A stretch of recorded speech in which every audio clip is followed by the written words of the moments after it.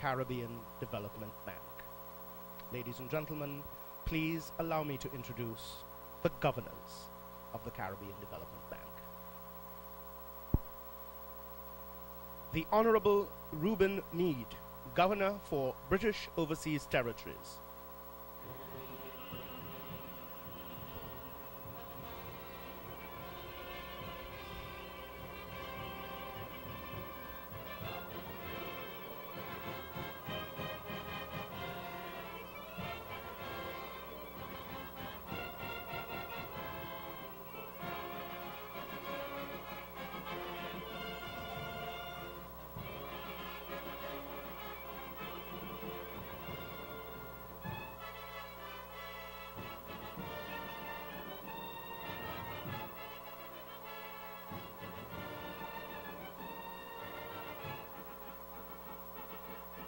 Mr. Whitfield Harris Jr., the Governor of Antigua and Barbuda.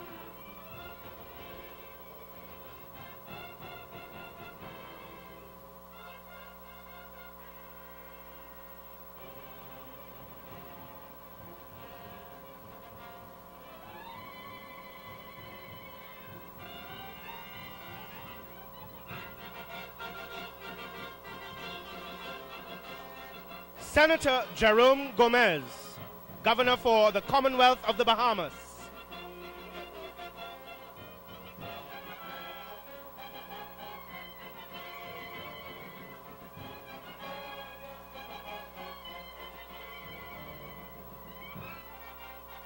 The Honorable Christopher Sinclair, Governor for Barbados.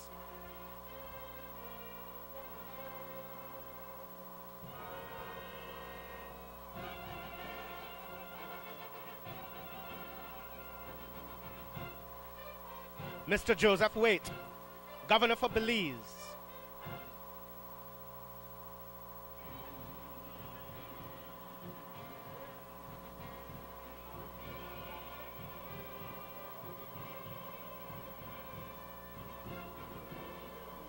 Miss Catherine Richico, Governor for Canada.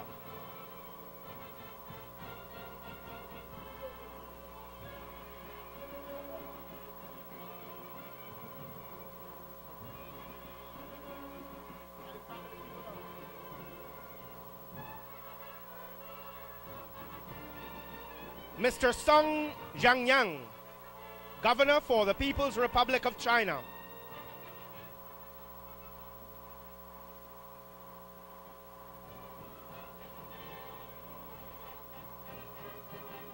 Mr. Alberto de Brigar, Governor for Colombia.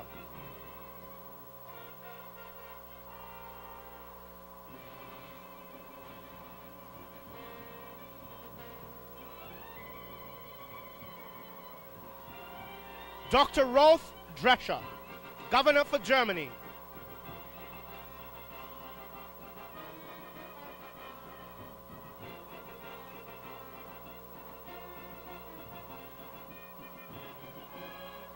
Mr. Timothy Antoine, Governor for Grenada.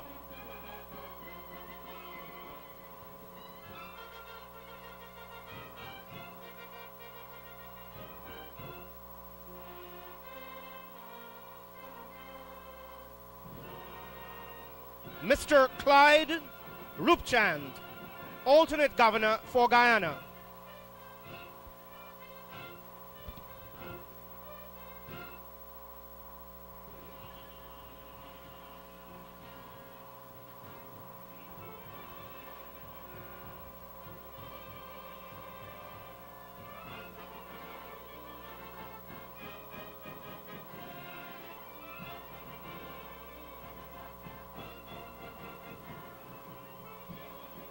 Mr. Ronald Decembre, Governor for Haiti.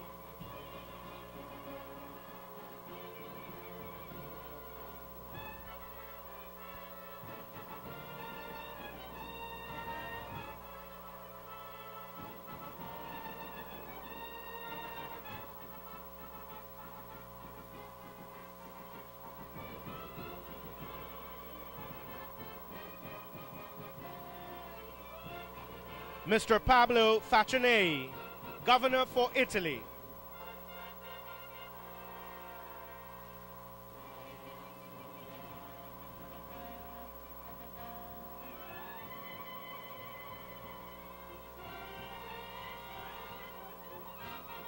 Mr. Devon Rowe, Governor for Jamaica.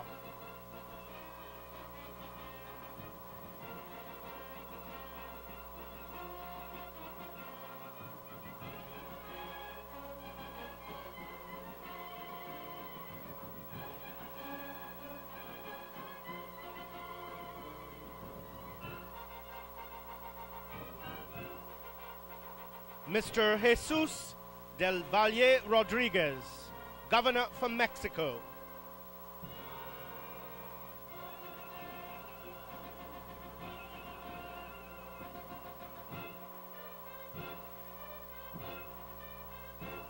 The Right Honorable Dr. Denzel Douglas, Governor for St. Kitts and Nevis.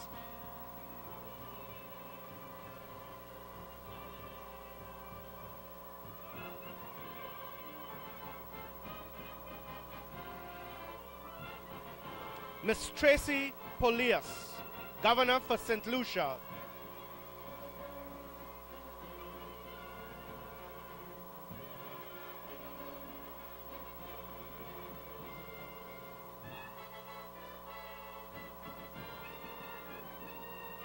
Mrs. Laura Anthony Brung, Governor for St. Vincent and the Grenadines.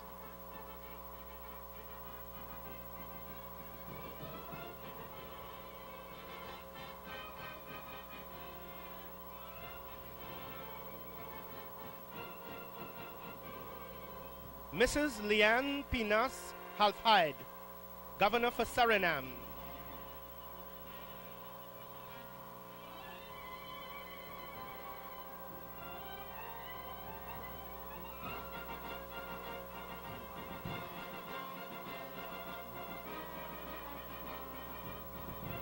Senator Dr. the Honorable Boendradat Tiwari, Governor for Trinidad and Tobago.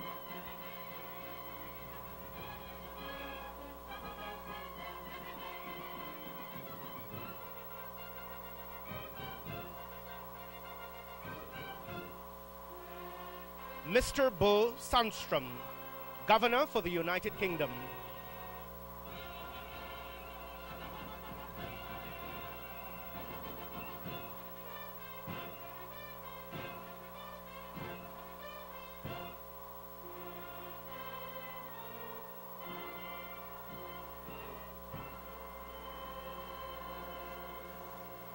And Ambassador Raul Licosi, Governor for Venezuela.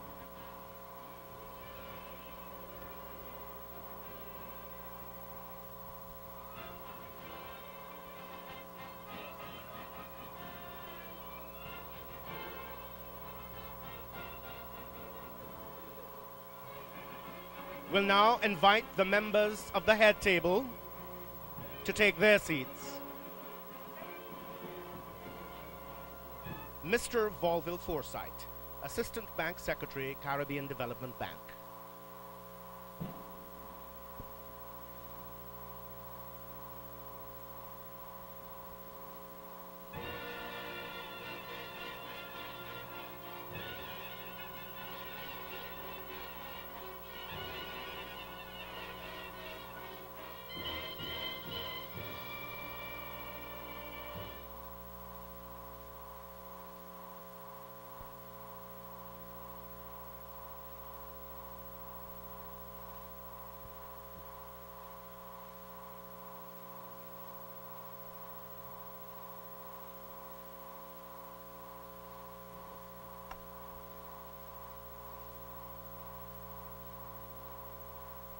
Ladies and gentlemen, Mr. Volville Forsyth, Assistant Bank Secretary, Caribbean Development Bank.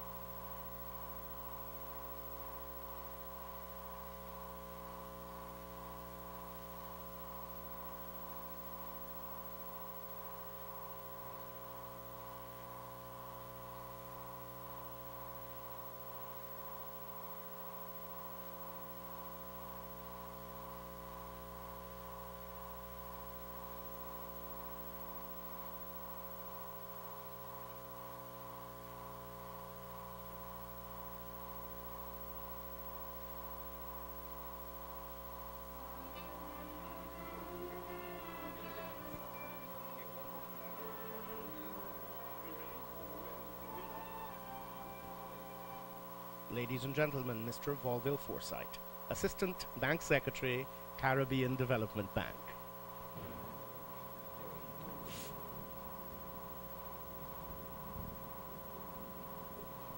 And he's followed by Mr. Nigel Romano, Acting Vice President Operations, Caribbean Development Bank. Mrs. Yvette Lemonius Seal, Vice President Corporate Services and Bank Secretary, Caribbean Development Bank.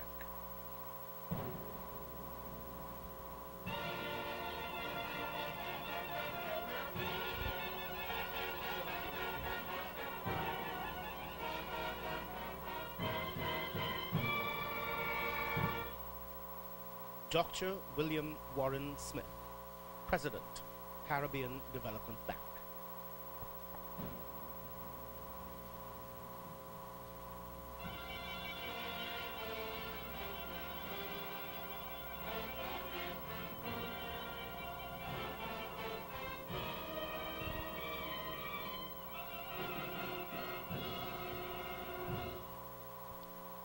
And Governor for Guyana and Chairman of the Board of Governors of the Caribbean Development Bank, the Honorable Dr. Ashney Singh.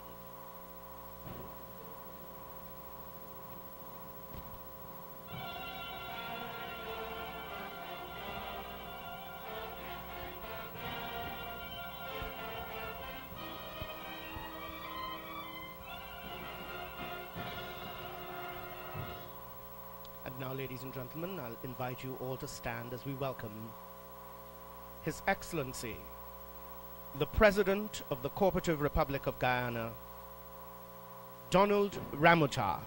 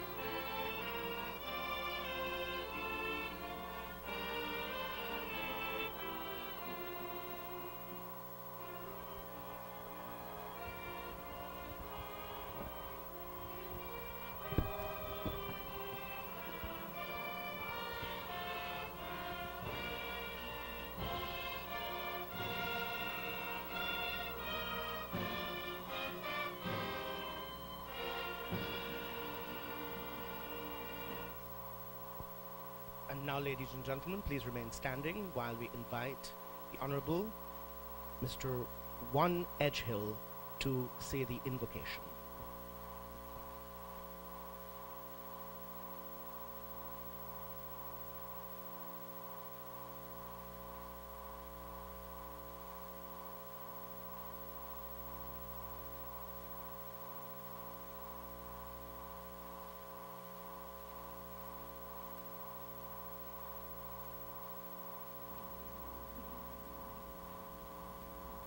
Almighty God, we who are gathered here today,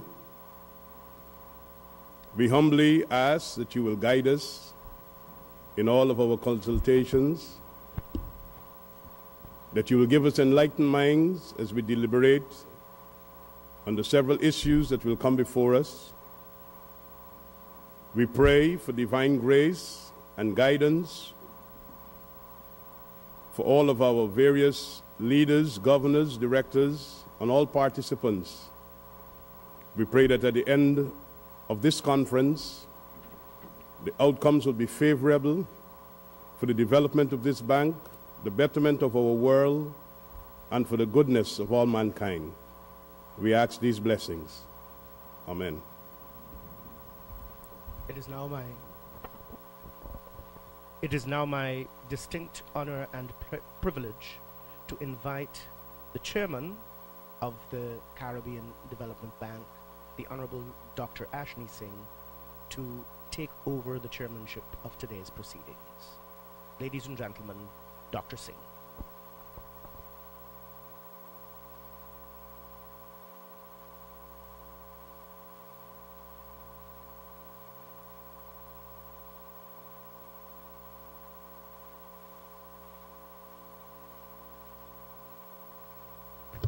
Thank you very much, ladies and gentlemen. Please be seated.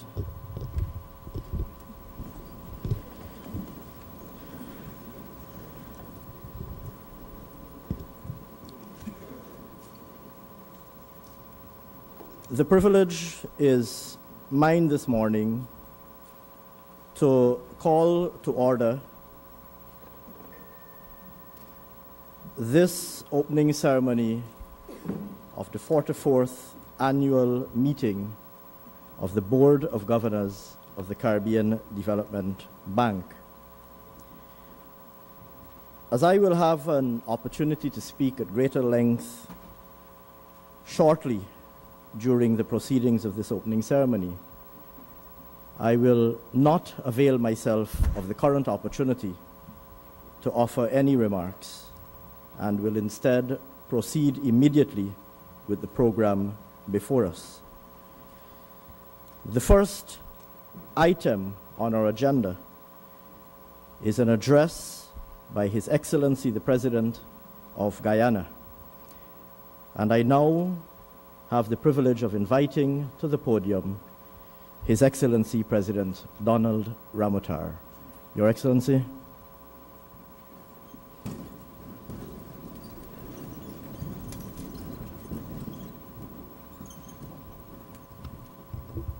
Thank you very much. Mr. Chairman, please be seated.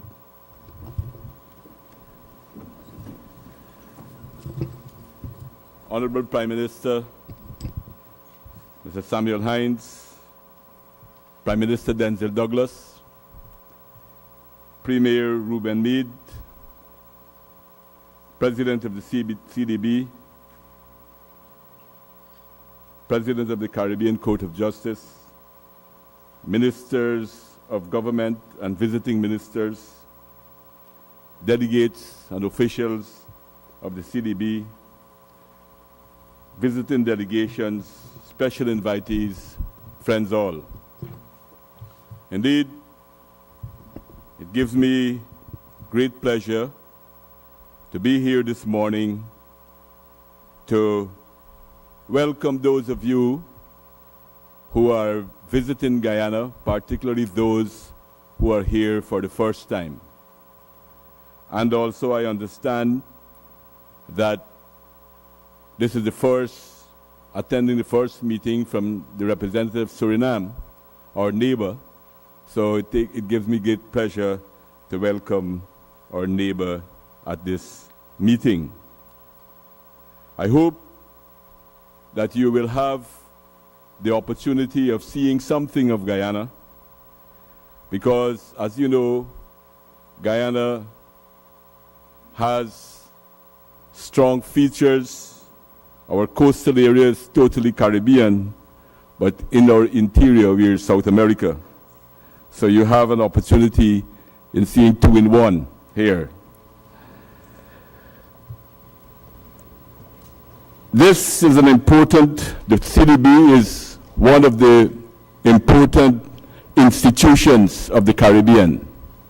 And the Caribbean unity, for Caribbean unity and integration, we need strong institutions to develop and consolidate our unity. And the Caribbean Development Bank is one of the institutions that we need to build and allow it to grow from strength to strength. And I'm sure that it has played an important part already, and in the future it will play a very important part in promoting integration of our region. Our region is facing many challenges.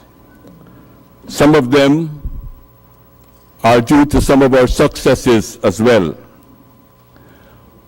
A lot of the countries, most of the countries in the region have graduated from being poor, hippie countries, and some are now being described as middle-income countries. And as a result of that, a lot of concessional financing to the region is being dried up at this point in time. But I think that that is probably short-sighted in a way, because the region needs to consolidate its gains. It needs to build on its successes. It needs to immunize itself from some of the difficulties that exist. And it needs, of course, still needs. It will be a tragedy if we retrogress, and we still need, in many, many ways, some type of concessional arrangements to ensure that our progress would be steady. And this is a major problem, and is threatening socio-economic gains and the needs that I've spoken about. We cannot afford a reversal. Much of the problems, too, that the region face originate from outside of us and have impacted heavily on us. The financial and economic crises that gripped the world between 2007 and 2008, which we had nothing to do with, have impacted heavily on many of the countries of the region. And that is why, again, I think we need a lot of support at this point in time for us to continue to grow. We, however, must work closely, not only to overcome these problems, but also to, as far as possible, immunize ourselves from the contagion that so often impacts on us. Broadening our economy, our economic base, the economic base of the region, is therefore very important. We have to look at new areas of growth, pursuing them and identifying the instruments that we must use to deal with the issues and to look at new things that we have to do. What has been clear over the years is that information and communication technology has been impacting in every aspect of life, and we have to use it more widely and use it to help our integration processes, help us to develop and strengthen our base. Developing the human capital, too, is very important for us in order for us to continue to move forward. That is why I'm very happy with the role that the bank has been playing in the region in helping us to develop many of the institutions. And only yesterday, there was an opening of a school on the east bank of the Essequibo. And that is important because we know it has been proven over and over again that the countries with the fastest and highest standard of living are not necessarily the countries with the most natural resources, but are the countries where we have a strong human capital.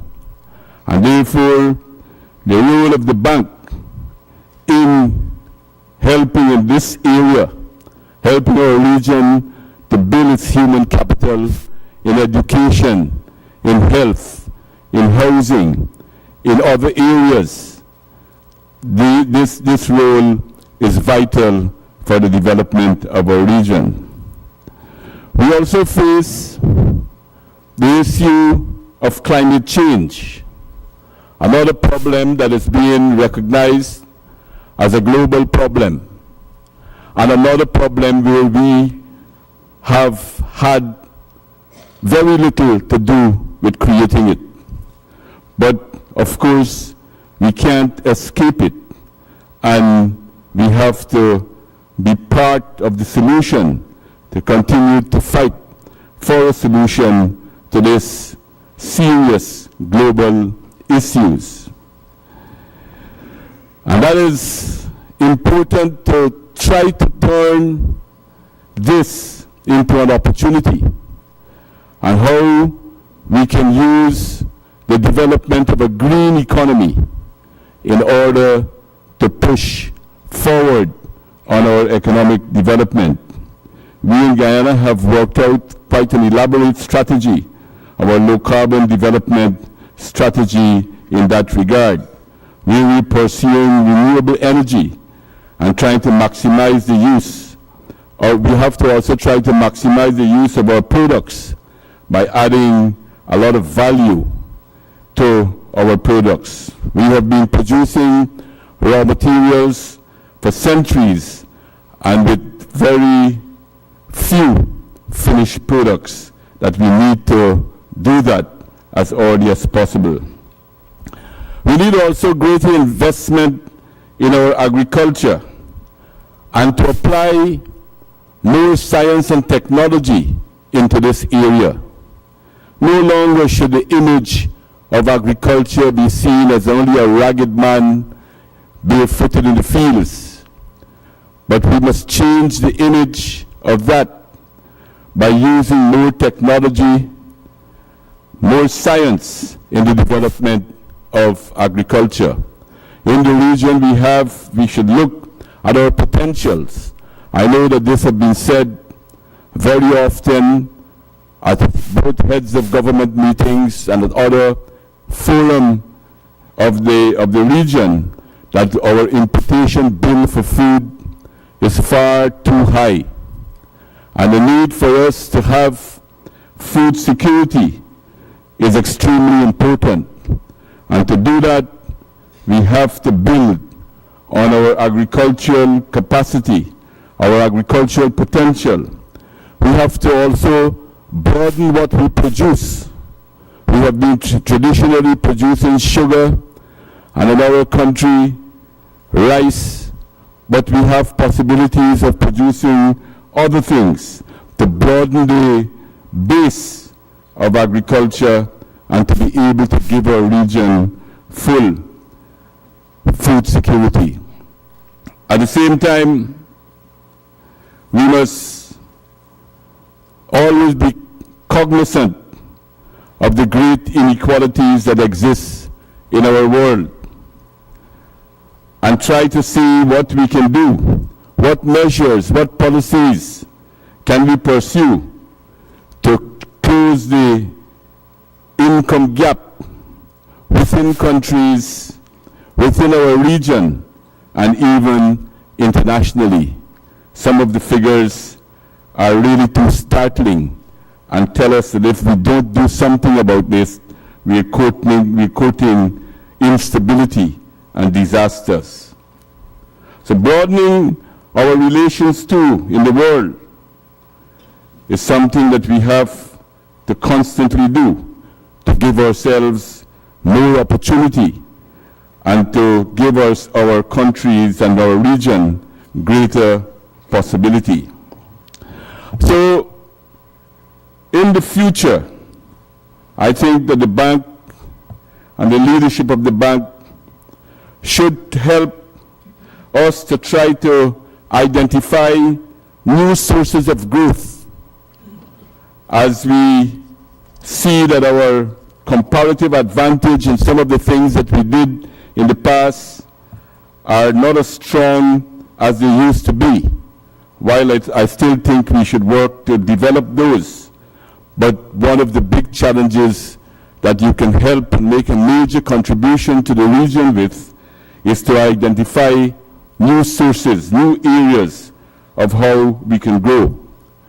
And the bank also should concern itself with how do we deal with the big debts that many of the countries in our region face, debts that are becoming a millstone around the neck of the region and helping to retard the development of our region. And how do we internalize climate change as a developmental issue in our planning processes? These are areas I think that the bank can help us a lot. These are the challenges the immediate challenges that we face. These are the issues that are immediately confronting us, but I think together, once we work together, once we put our minds together, I'm sure that the region is not short of talent. Now the bank is not short of talent, and we can find a way forward. Thank you very much for your attention.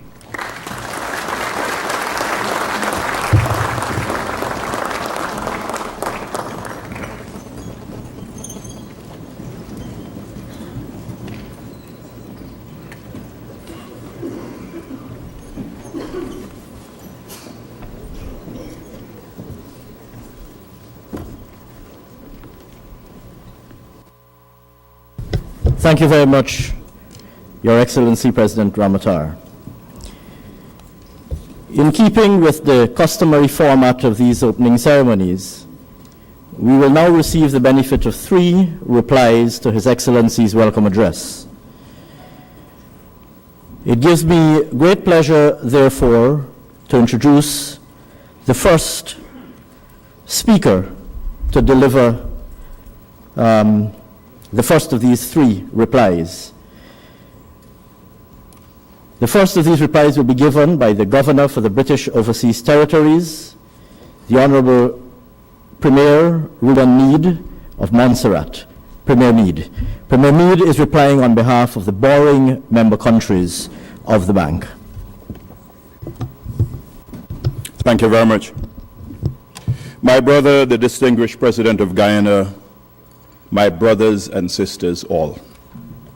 I bring greetings from the governments and people of Montserrat and the other United Kingdom overseas territories.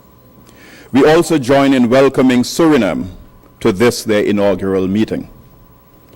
On behalf of all of the delegations, we wish to thank the government of Guyana and the staff of the Caribbean Development Bank for the arrangements made for comfort, enjoyment, and security.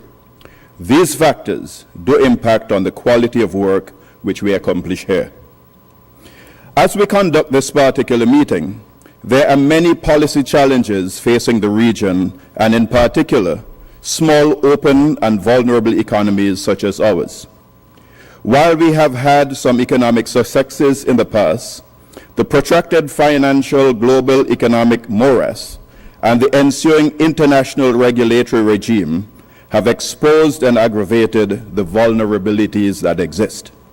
Consequently, our region continues to experience weak growth, elevated fiscal imbalances, and heightened risk within the financial markets. These factors affect the quality of life of our residents and citizens. An appropriate solution to the challenges we face will be extremely difficult without the help of our development partners, to include the IFI community.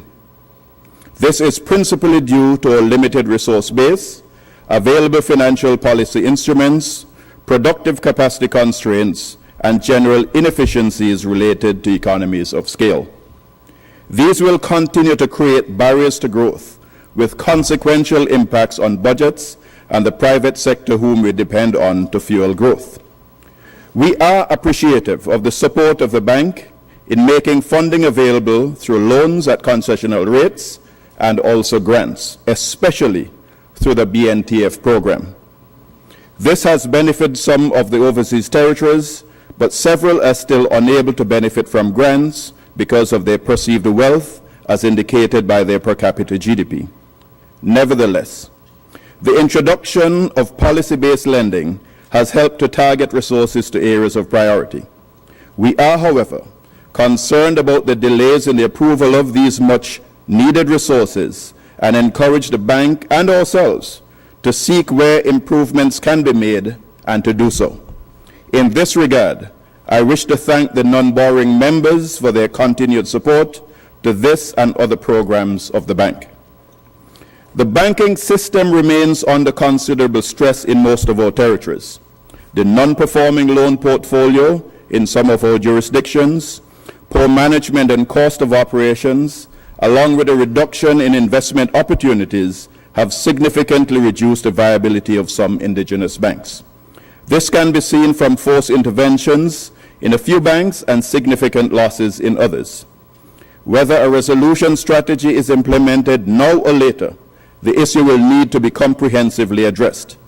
There is no doubt that our membership, to varying degrees, look forward to work collaboratively with CDB and the other IFIs on the work being done in this area. The people of the region depend on us to find acceptable solutions.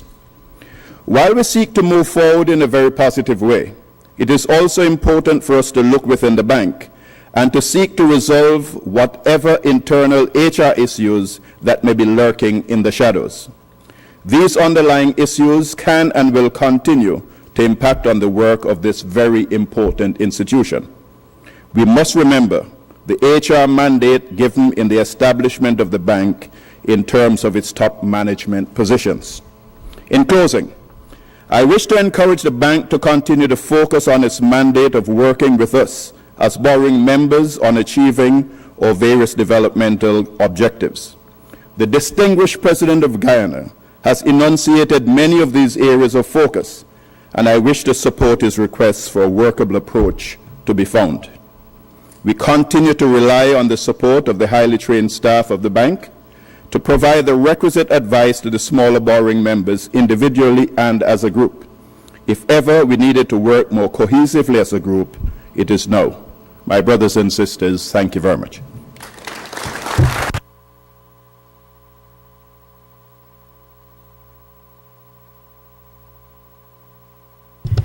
Thank you very much, Premier Meade. The second reply to His Excellency's welcome address will be delivered on behalf of the regional non-borrowing members of the bank, for which purpose I invite to the podium the Governor for Colombia, Mr. Alberto de Brigard.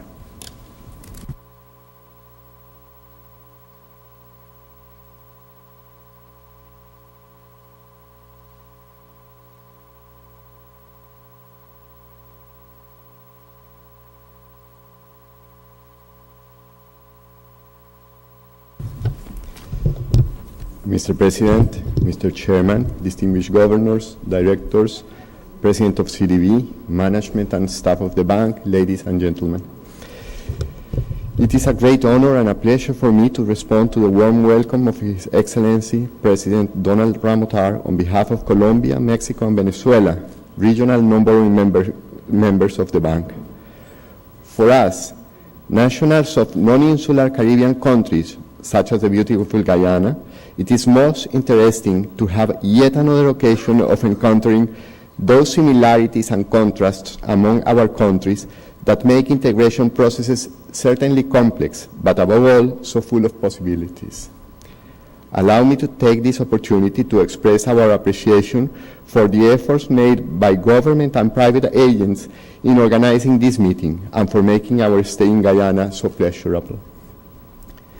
Mr. President, among the many points to be discussed by the Board of Governors of CDB in the next couple of days, we consider that the grounds for the strategic plan for the 5-year cycle that will start in 2015 are particularly important.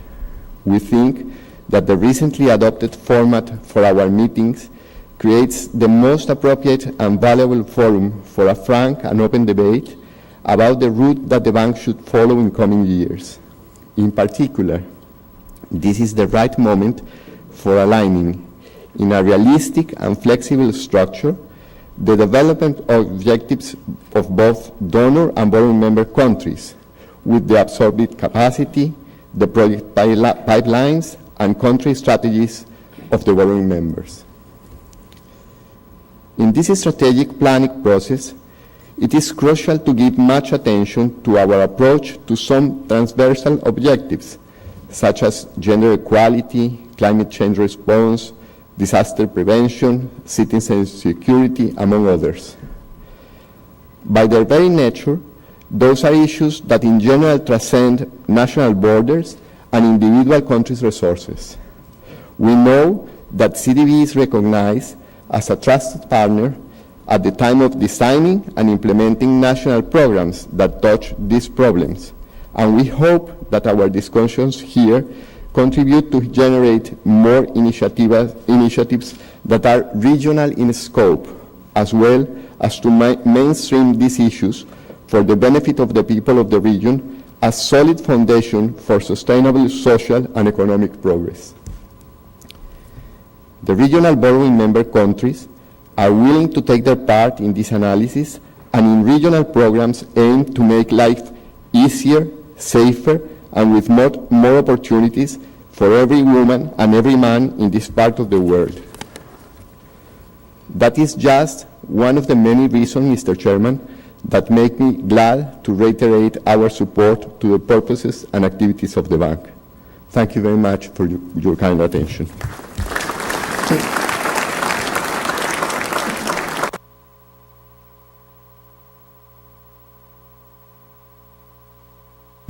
Thank you very much, Governor for Colombia.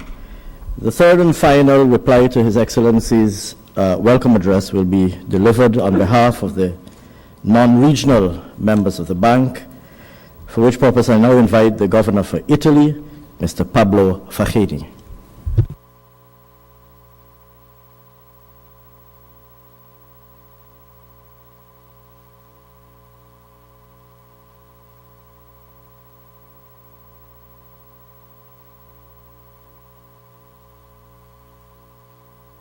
Honorable President of the Cooperative Republic of Guyana, Chairman of the Board of Governors, President of the Bank, distinguished governors, ladies and gentlemen. It's really an honor for me and a pleasure to respond on behalf of the non-regional countries of the Caribbean Development Bank to the warm welcome of the President of Guyana. I would like to express our sincere thanks to the people of Guyana and their government for the very gracious hospitality that has been extended to us since our arrival in this beautiful country. Our sincere thanks go also to the manager and the staff of the CDB for the professional preparation and organization of this 44th annual meeting. We are meeting here today to review the activities of the CDB in year 2013, during which some remarkable results were achieved. The time elapsed since we met in St. Lucia last year has been a challenging period for many countries of the region. Last year, the bank approved a volume of operation of $167 million. Although modest, this increase over the previous year's figure can be considered a satisfactory result considering the current circumstances of limited fiscal space of many borrowing member countries. More importantly, however, there was a stepping up of disbursement totaling almost $192 million, representing a 65% increase over the corresponding figure of the previous year. If the bank has always been ready to work together with its borrowing member countries under different circumstances, this is thanks to its deep knowledge of the region, combined with its willingness to reach shared objectives in the spirit of multilateralism. As non-regional members of this bank, we recognize the geographic, social, and economic challenges of the small island developing states that account for many of the borrowing member countries. Our membership of the CDB is one more sign that the international community is ready to help fight poverty and promote sustainable growth.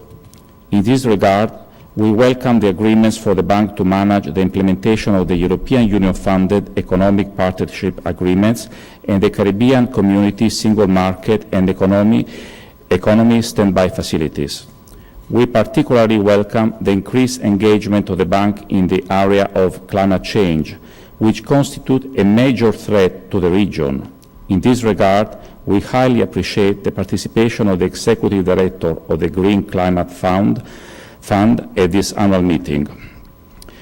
In the current context, the bank has a crucial role to play, one for which a solid institution is needed. In this regard, we welcome the strengthening of the bank's risk capacity and the removal of the negative outlook of its credit rating by its credit rating agencies. We look forward to the Governor's discussion on the strategic plan 2015-2019. In order to be well equipped to face the challenges ahead, the bank should continue to be innovative and ambitious in increasing its support to the region. In this regard, it is our pleasure to welcome the delegation of Suriname at their first annual meeting. In conclusion, Mr. Chairman, let me extend on behalf of the non-regional members our sincere appreciation for all your good work over the past 12 months and to President Smith for his leadership. We also want to acknowledge the work and dedication of all the staff of the bank for their contribution towards achieving our shared developmental objectives. Thank you very much for your attention.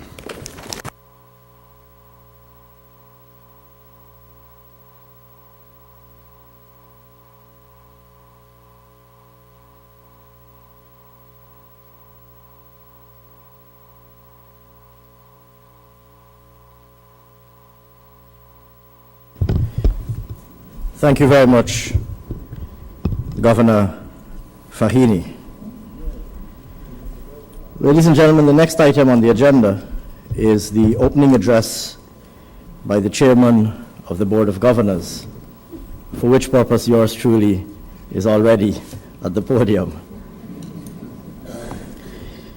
Your Excellency President Donald Ramotar, Prime Minister Samuel Hines,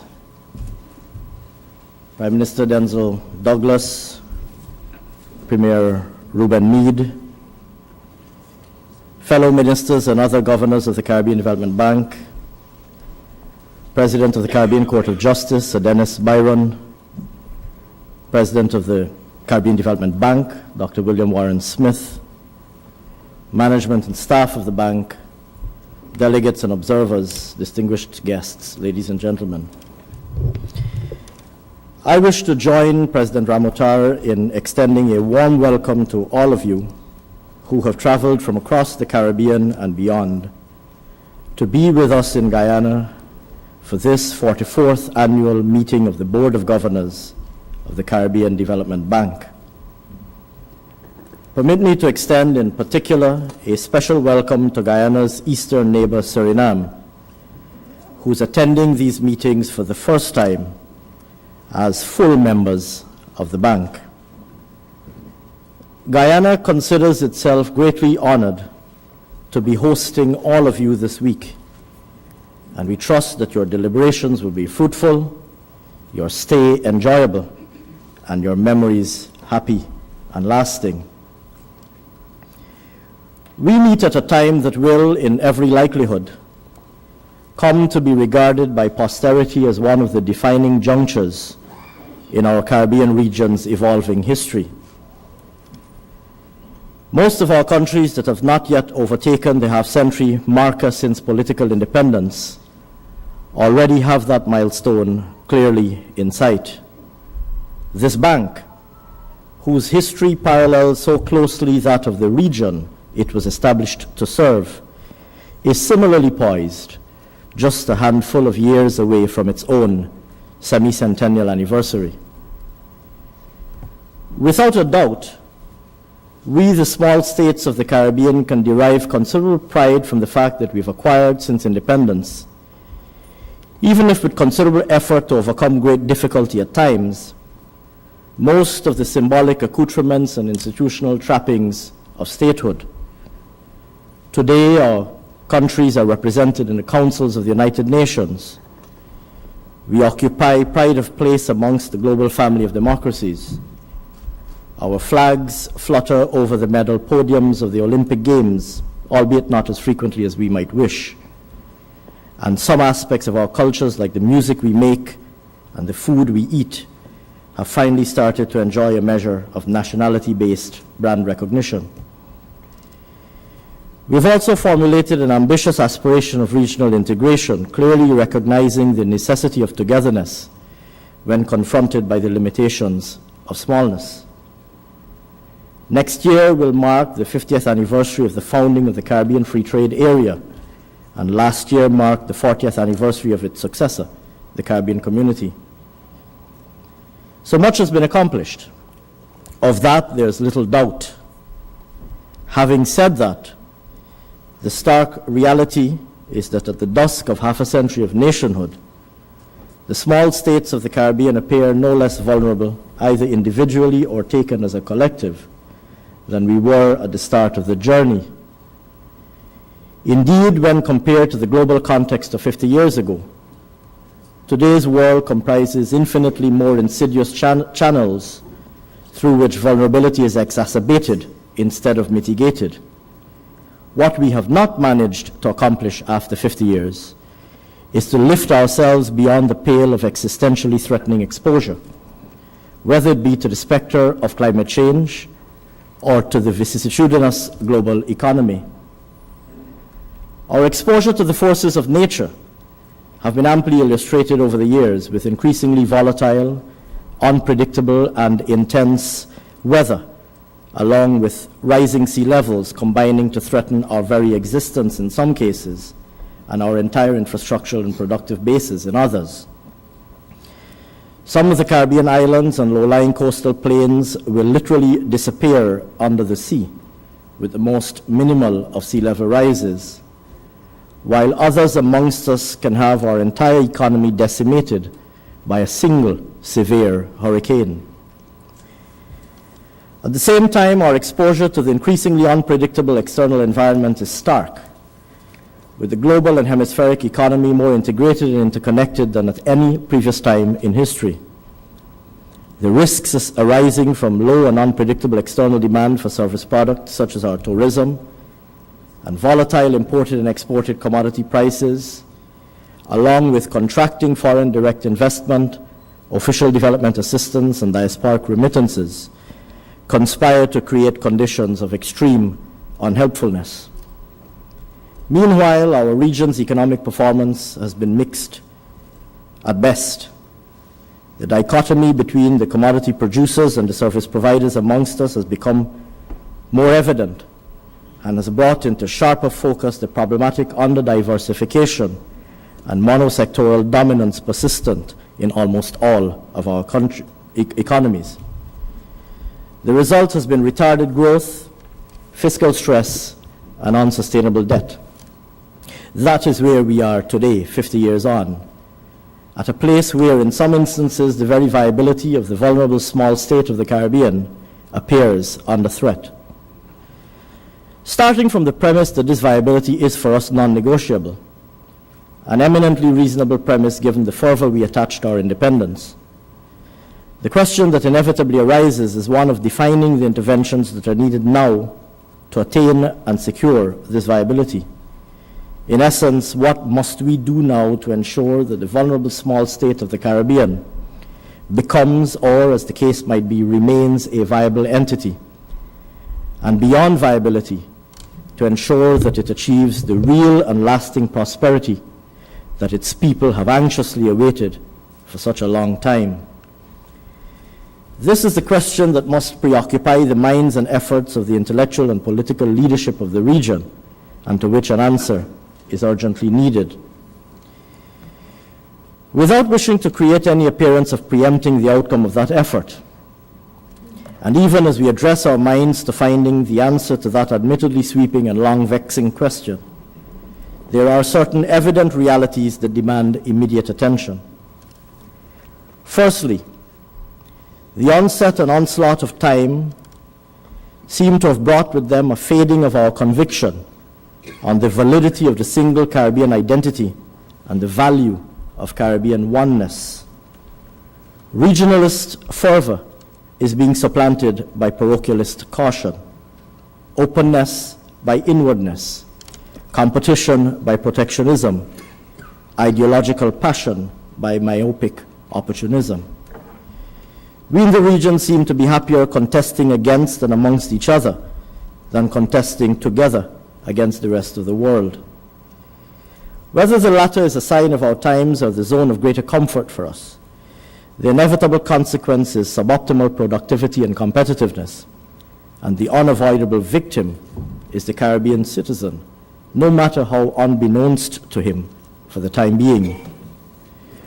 We need to work more urgently and concertedly to restore faith in regionalism, pride in regional identity, and enthusiasm for the regional enterprise.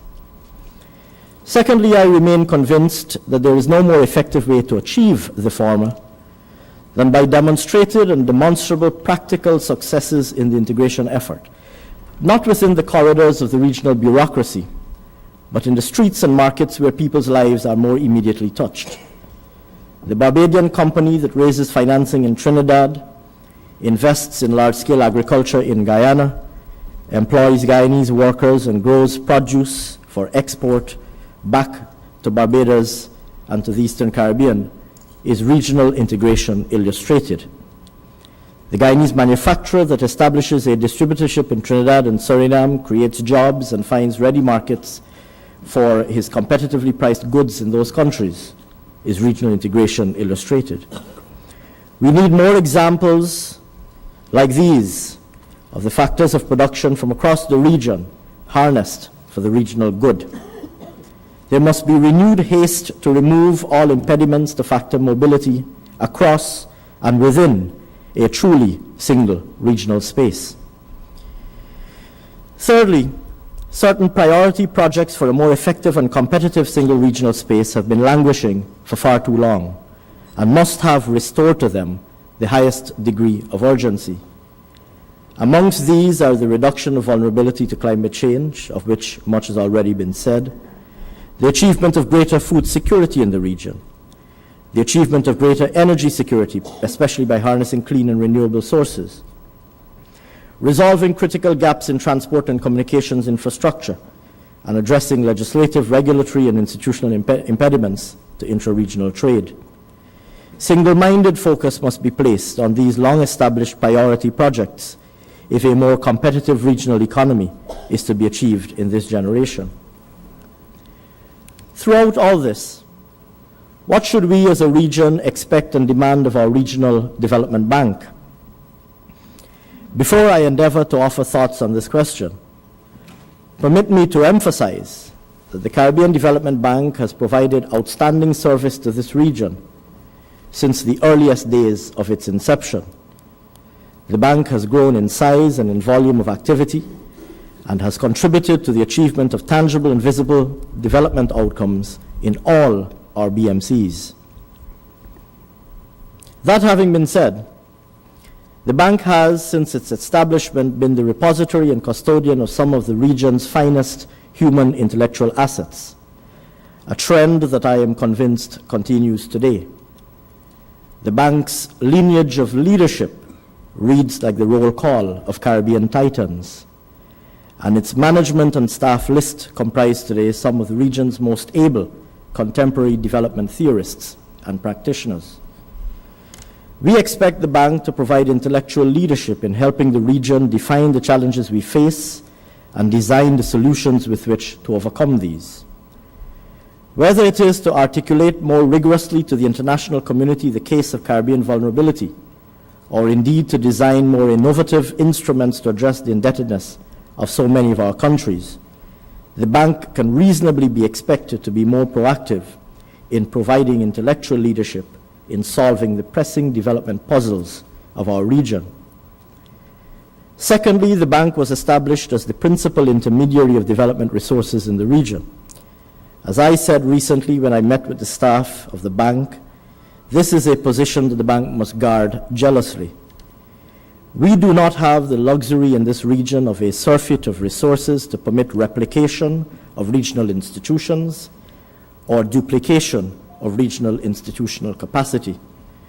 The bank needs to position itself as the most competitive and most efficient intermediary of development support, demonstrating greater value to its shareholders, including its non-regional shareholders.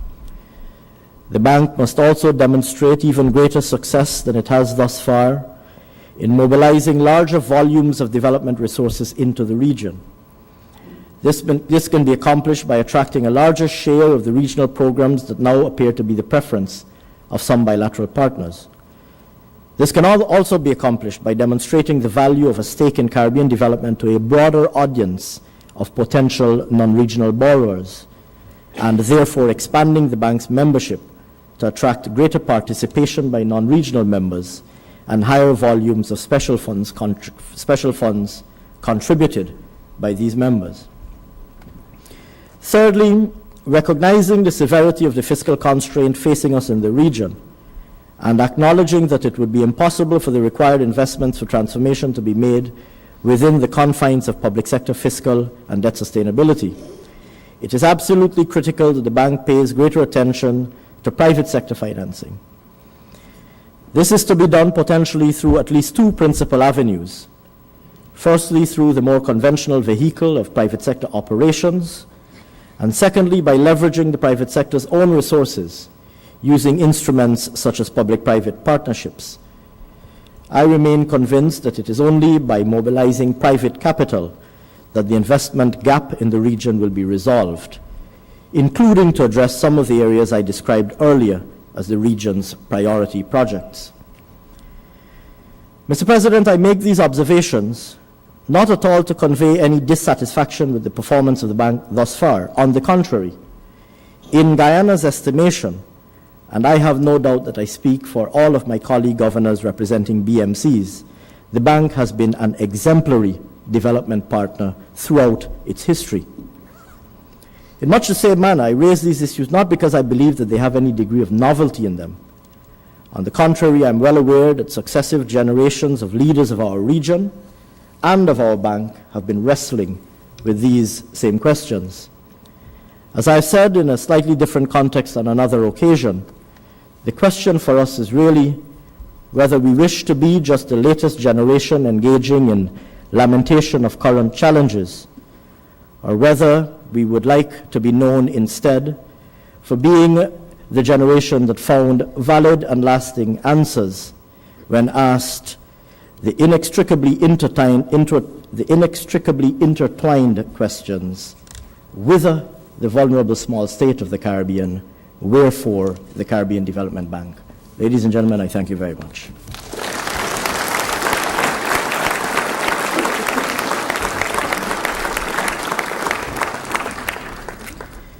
The next item on the agenda is a statement by the President of the Caribbean Development Bank. I give you President Dr. William Warren Smith.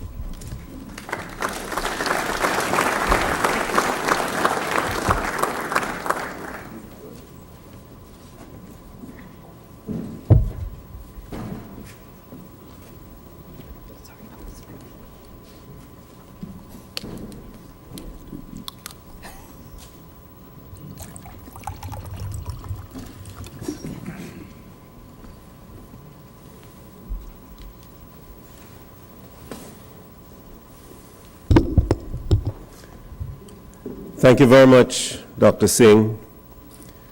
Always a very hard act to follow, but what choice do I have?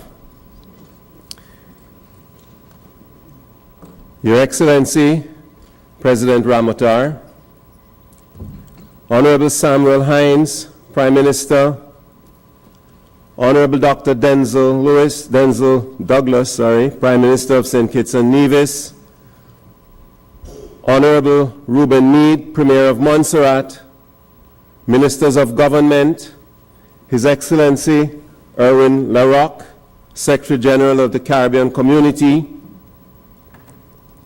the Right Honorable Sir Dennis Byron, President of the Caribbean Court of Justice, distinguished governors of the Caribbean Development Bank, members of the Board of Directors of the CDB, members of the Diplomatic Corps, observers, guests, management and staff of CDB, members of the media, ladies and gentlemen. Mr. Chairman, the theme of my statement this morning is unlocking opportunities for competitiveness and growth, the role of energy. Ladies and gentlemen, whilst you contemplate how I plan to add my voice to the competitiveness discussion now taking place in our region, let me first thank you, Chairman, on behalf of the CDB for hosting the 44th annual meeting of CDB's Board of Governors. Many of us have already experienced firsthand your diverse and beautiful country and what is now the legendary hospitality of the Guyanese people. We have all been looking forward to this week with great anticipation. Chairman, let me say with all sincerity that you have not disappointed. Guyana is one of the smallest countries in South America. You share borders with Suriname and Venezuela, which are members of the Caribbean Development Bank. But you also share borders with Brazil, which we expect to join us very shortly. South America, ladies and gentlemen, with a population of almost 400 million and some of the world's fastest growing economies, is a natural target market for Caribbean exports.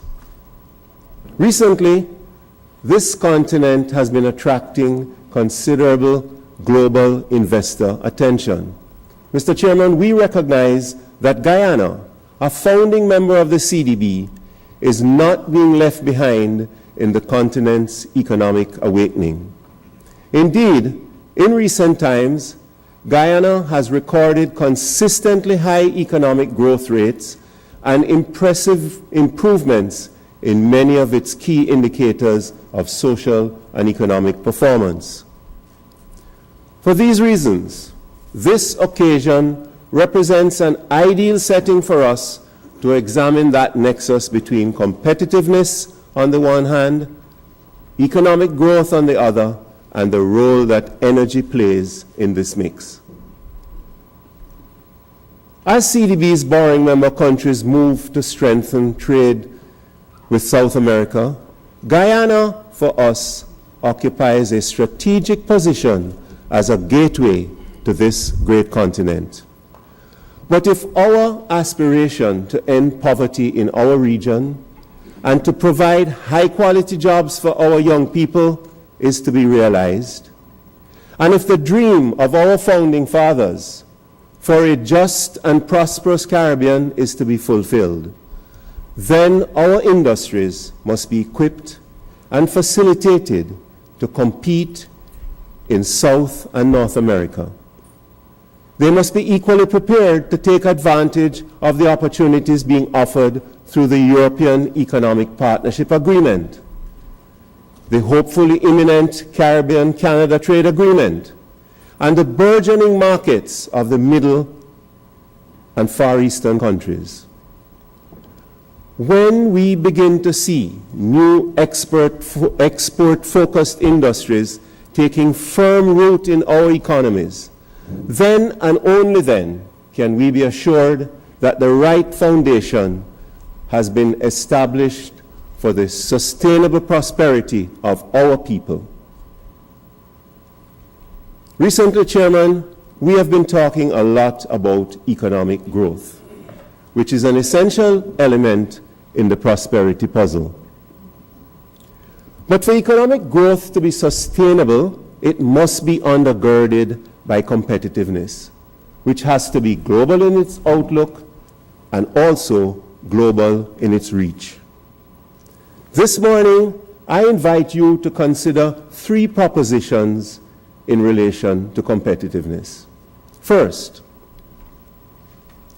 Caribbean countries have a competitiveness problem, and it is at the root of our difficulty in achieving the high rates of economic growth which we need to be able to provide the standard of living to which all of our people aspire. Secondly, the high price of electricity is a major source of our region's uncompetitiveness and of our vulnerability to external shocks. Third, Chairman, we can increase our energy independence substantially. We can reduce the cost of energy, and in the process, we have the opportunity to create a whole new industry based on a new paradigm. Ladies and gentlemen, I will not detain you for too long this morning on my first proposition that the lack of competitiveness is our biggest constraint to growth. High rates of economic growth have eluded the majority of CDB's borrowing member countries for a very long time. our region's economic expansion of 2% over the past decade has been consistently below the global rate of 3.8%, lower than the 4% average of other small island developing states, and way below the average of 6% for emerging and developing countries. Our anemic growth performance is further manifested in widening fiscal imbalances, high debt ratios, and declining levels of foreign exchange reserves. According to two reputable surveys with which most of you are familiar, I speak, of course, of the World Bank's Doing Business Survey and the World Economic Forum's Global Competitiveness Index, the Caribbean's ranking does not compare well with others in the area of competitiveness. For example, out of 189 countries surveyed for the Doing Business Index, the average ranking for the Caribbean is 100. These rankings confirm that our BNCs will have difficulty maintaining existing markets. They'll also have difficulty penetrating new ones unless there's a radical transformation in the way in which we do business. Importantly, ladies and gentlemen, the two surveys highlight several areas which we need to address. These include inadequate transportation, telecommunication and logistics infrastructure, insufficient access to affordable credit, bureaucratic red tape, low productivity, and high energy costs. So the inability to compete stands out as a major challenge for our region. This brings me to my second proposition. We cannot transform the Caribbean's competitiveness landscape without a frontal attack on energy costs and the generally poor state of our electricity infrastructure. Most people in this audience will agree that electricity costs in the Caribbean are very high. In general, households pay somewhere between 30 and 40 cents US per kilowatt hour for electricity. Prices vary significantly from country to country. Household tariffs in 2012 ranged from a high of approximately 48 US cents per kilowatt hour in Dominica and in Montserrat to a low of 25 cents US per kilowatt hour in Belize, where the energy mix includes some renewables, namely hydro and biomass. Among the borrowing member countries, the outliers are households in fossil fuel endowed Suriname and Trinidad and Tobago, where rates were under 7 cents US per kilowatt hour.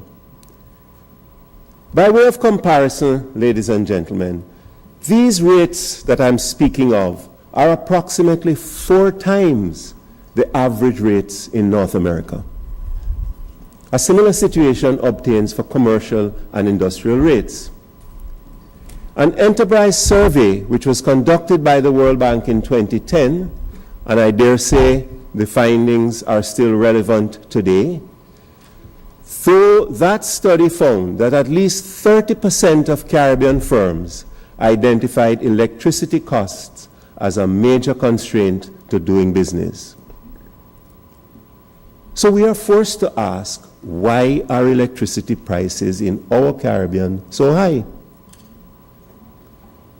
First of all, there's the combination of high diesel and heavy fuel oil costs and the inherent inefficiency of diesel technology, the technology which most of us use. And this accounts for the majority of the generation in all borrowing member countries. These are the principal contributors to our high electricity costs. Further, these fuel prices are subject to the volatility of international oil markets, which are highly responsive themselves to shifts in geopolitics. Second, small market size, and the absence of economies of scale in the generation of electricity only serve to compound our problem. Third, most generation facilities in the Caribbean today are approaching the end of their useful life, many being more than 20 years old.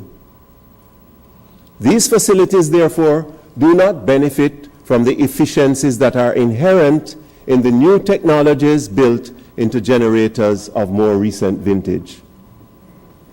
The macroeconomic impact of the high cost of imported fuel and the consequential high electricity price are reflected in deteriorating performance indicators in most of CDB's borrowing member countries.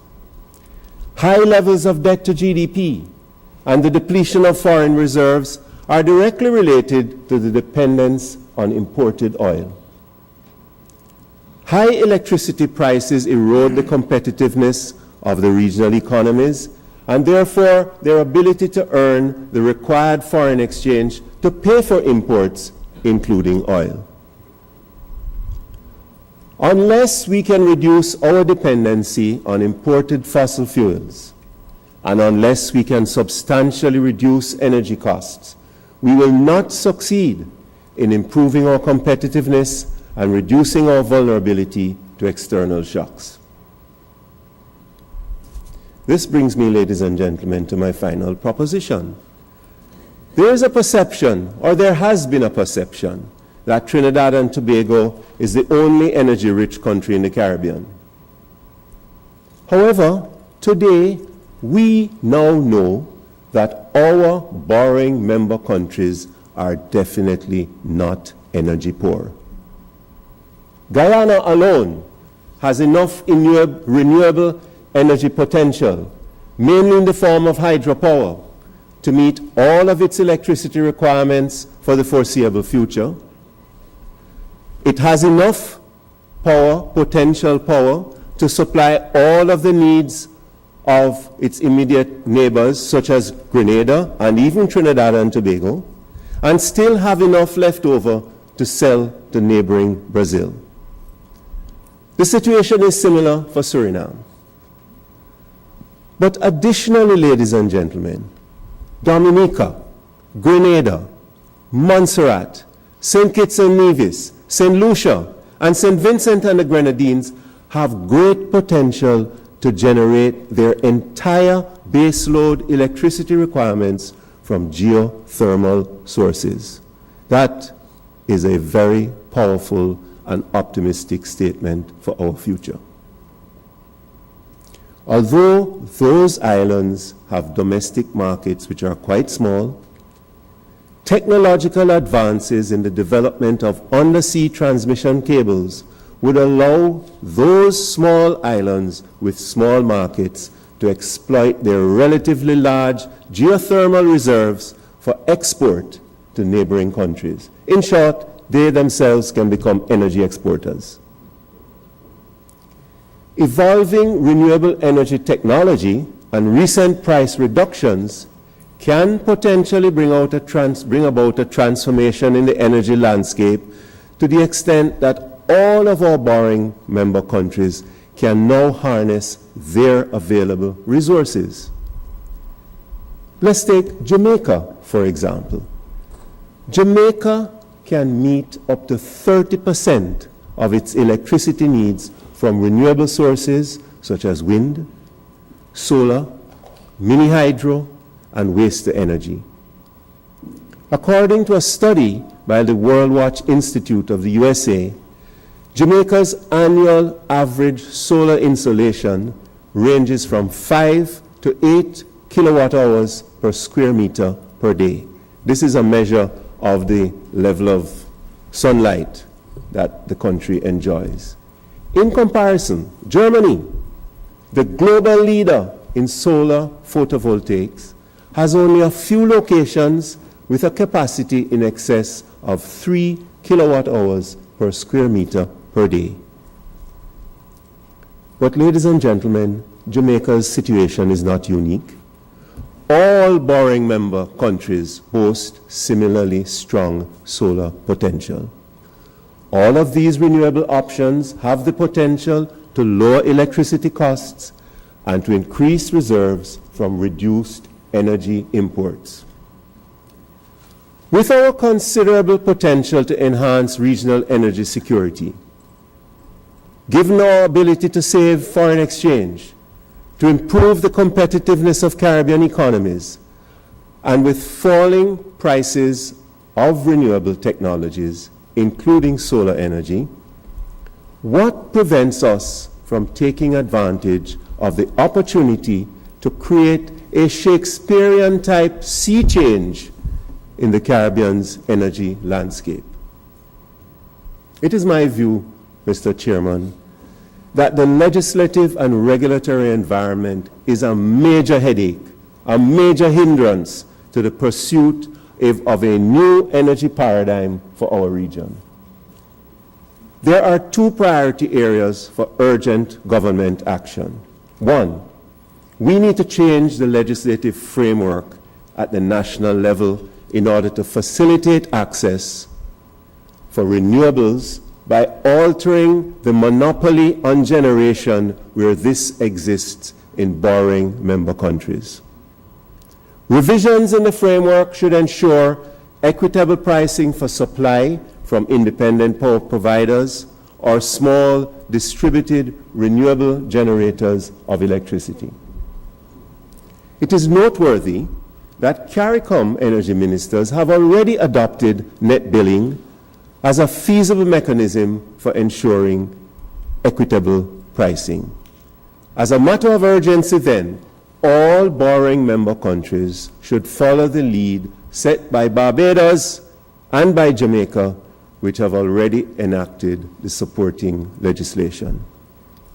Two, an appropriate regulatory framework needs to be established for each borrowing member country to ensure that equitable tariffs and rules for optimal performance are in place, and to make certain that the interests of consumers, investors, and governments are balanced. Given the constraints of market size and the availability and cost of specialized skills necessary for the effective administration of the regulatory function, it makes sense to me, Chair, for a collective approach to be adopted. It is for this reason that CDB welcomes the Eastern Caribbean Energy Regulatory Authority initiative. It is for that reason that we also applaud those OECS countries that have already committed, and we look forward to the full participation by other member countries. I would go so far as to say that such a supranational regulatory body is critical for full and sustainable development of the geothermal potential in the OECS sub-region, to encourage private investment in the sector, and to make interconnectivity a reality. The building of a new energy paradigm must give priority to energy efficiency, which is relatively low cost and yields a high return on investment with a short payback period. A successful energy efficiency program, which incorporates appropriate tax incentives, would reduce household expenditure on other forms of energy, thereby increasing disposable incomes. Businesses, in particular the critically important micro, small, and medium-sized enterprises, would also see improvements in their efficiency and in their competitiveness.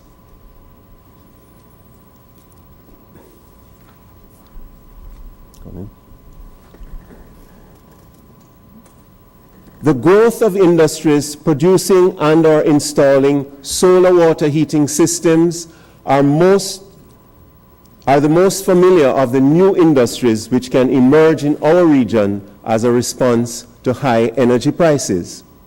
In the new energy paradigm, we should expect an expansion in new industries around a range of energy services and the manufacture and installation of photovoltaic and other renewable energy systems and energy-saving devices.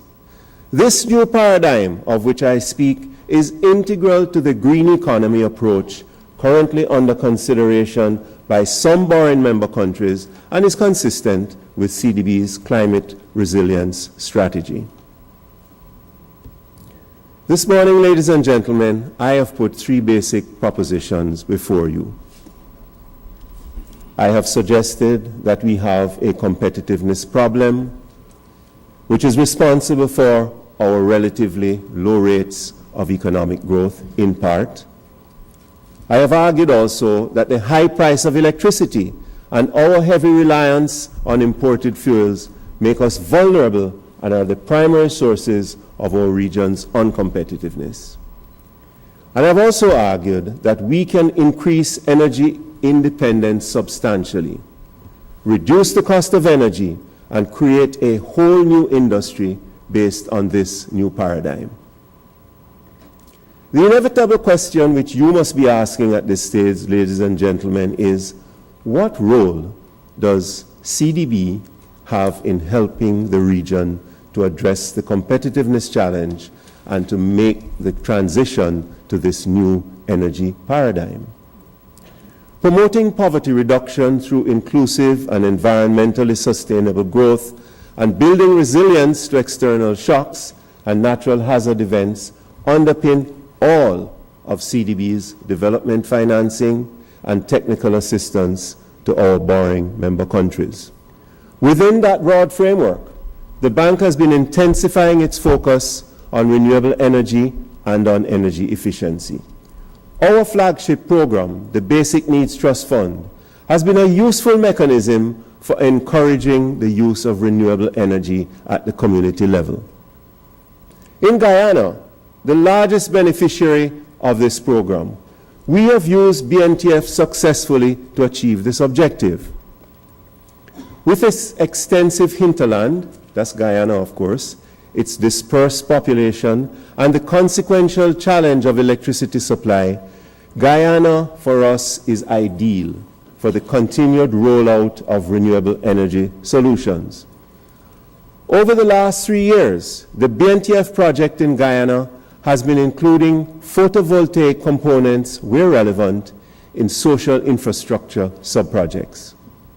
Photovoltaic systems are often the solution of choice in remote areas where diesel is moved by river transport at relatively high cost. Under BNTF 6, 10 sub-projects, which included photovoltaic systems, have already been rolled out for a total installed capacity of 7.3 kilowatts, a small number but a good leverage. It is estimated that these 10 sub-projects have changed the lives of nearly 5,000 citizens. I must share with you the story about Quatamang village in Upper Essequibo, where there was no grid-connected electricity supply, and a couple of manual hand pumps provided the only access to water for residents. With the inclusion of only 700 watts of photovoltaic installed capacity in the sub-project design for the operation of a submersible pump, 408 persons, 220 males and 188 females, and including 65 young people, are now the proud beneficiaries of regular water supply. We are replicating this work in the remaining BNTF beneficiary countries where we have success stories similar to that of the Quatamang village here in Guyana. Through the BNTF, therefore, CDB has been creatively using renewable energy solutions to improve the quality of life of the poor.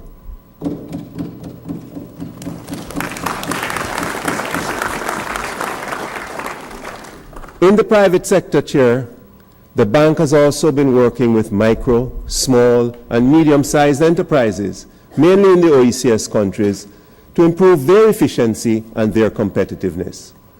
Drawing on the expertise which is embodied in our own Caribbean Technological Consultancy Services Network, we have been assisting MSMEs with the conduct of energy audits. which will inform retrofitting for financing by CDB through the use of local financial intermediaries. The bank has also implemented a US $1.5 million project through the OECS Secretariat to develop energy efficiency and energy awareness strategies and to support legislative reform in the Eastern Caribbean. Organizationally, what we have done at CDB is to create a renewable energy and energy efficiency unit, which, among other things, will prepare a new energy sector policy and strategy for us. It will develop the new financing instruments and champion the bank's interventions in this area. This unit, I am proud to announce, will benefit from specialist expertise provided by the government and people of Germany. CDB has financed electricity generation, transmission, and distribution facilities in our borrowing member countries virtually since the bank's inception. We will continue to do so, including collaborating with development partners. Many of the generating plants, as I indicated earlier, are obsolete, and they need to be replaced by a mix of technologies combining renewables and natural gas. It is estimated that as much as $10 billion of new investment in generation capacity could be required within the medium term if the region's electric utilities are to benefit from the efficiencies associated with the new technologies and for them to maintain adequate reliability. To radically transform the energy generation landscape, the investment requirements could exceed US $20 billion. In closing, ladies and gentlemen, let me leave you with some final thoughts. The majority of our borrowing members are caught in a vortex of low growth and stagnant, declining living standards. In contrast, many of the small island developing states are outperforming us. And the newly emerging countries of Africa, of Asia, and of South America are either catching up or rapidly leaving us behind. We're very good at analysis, but we need to become excellent at praxis. We know what needs to be done, and we just need to do it. The energy challenge is not a new one. We have known about it for at least 40 years, at least since the first oil shock in 1973. What is clearer today is that we do not need to continue as helpless victims of the vagaries of the international oil markets, nor do we have to remain uncompetitive because electricity prices are like an albatross around our necks. Our leaders of the 1930s to the 1960s fought tirelessly for this Caribbean's political independence. As today's leaders, we must move to secure all aspects of our nationhood. And one critical area is energy security. We must take full responsibility and ownership by addressing decisively the competitiveness and energy handicaps which threaten us now. If they go unfixed, generations to come will be affected. It is not an impossible dream for small states like ours to compete successfully on the international stage. If you believe, ladies and gentlemen, that I indulge in tiresome hubris, I urge you to speak to Grenada's Kirani James. Speak to Kim Collins of St. Kitts and Nevis. Ask Hazley Crawford and Wendell Motley of Trinidad and Tobago. And of course, ask Usain Bolt and Shelly-Ann Fraser-Price of Jamaica. Indeed, speak to the vast number of Caribbean athletes, past and present, who have conquered the world of track and field by focusing on what? On doing the things that make them world-class. The Caribbean has faced and it has overcome many obstacles in the past. If we are to triumph over today's competitiveness and energy challenges, we would do well to heed the counsel of St. Francis of Assisi to, and I quote, start by doing what's necessary, then do what's possible, and then suddenly we are doing the impossible. Mr. Chairman, I thank you.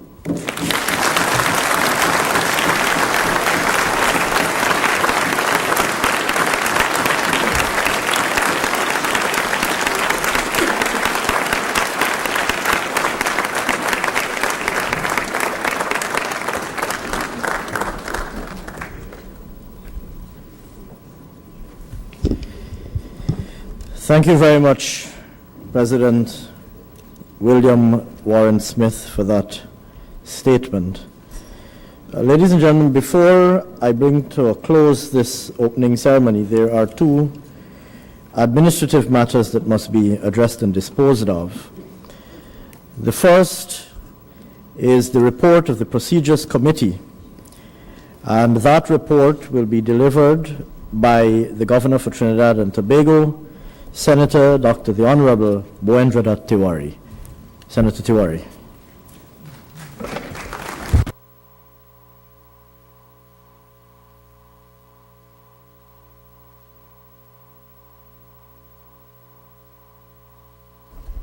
Mr. Chairman, distinguished Excellency, the President of Guyana, all Honorable Prime Ministers, Honorable Ministers here present, Secretary General of CARICOM, and other high officials here present. Mr. Chairman, Governors, the Procedures Committee met on Tuesday, May 27th, 2014 at 9:10 a.m. And the report of this committee dated May 28th, 2014 is before you. I have the honor, Mr. Chairman, to table the report on behalf of the committee and to move that the Board of Governors adopt the recommendations contained therein. That's it.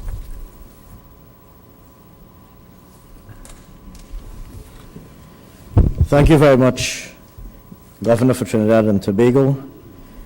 I take it, in the absence of any indication of dissent, that the recommendations contained in the report tabled are adopted. The last administrative matter before us is my own report on the selection of directors for the next term of office. Governors would be aware that on the convening of the current meeting, the current term of directorial office would have expired, and new directors are required to be appointed. I now wish to report on the appointment of new directors for the ensuing term of office.